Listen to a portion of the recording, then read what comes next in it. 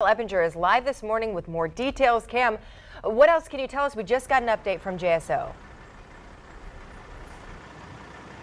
Lindsay, good morning. That shooting happened just after 2 o'clock this morning. We're going to step out of the way. This shooting happened along Spring Park and Emerson Street. And you can see that there's still a very active scene. Now you can see there's JSO here. They've got the homicide units, and it's kind of hard to see, but you can also see some evidence markers in the street. Now here's what we can confirm at this hour. Police tell us that 6 people were driving in a Chevy Tahoe, and the Chevy Tahoe were shot up multiple times. We know that 6 people were inside. One of the people who were inside died from their injuries. The other 5 people, they have critical injuries and minor injuries. And right after the shooting, we're told that that Chevy Tahoe headed straight to the hospital. Now, at this hour, it's still unclear what led to the shooting. Police are hoping anyone with information to come forward by using Crime Stoppers. Of course, we're going to stay out here and gather much more information. Once we learn it, we'll bring it to you both on air and online at firstcoastnews.com. But for now, reporting live from the Spring Park area, Jacksonville, Eppinger, First Coast News on your side.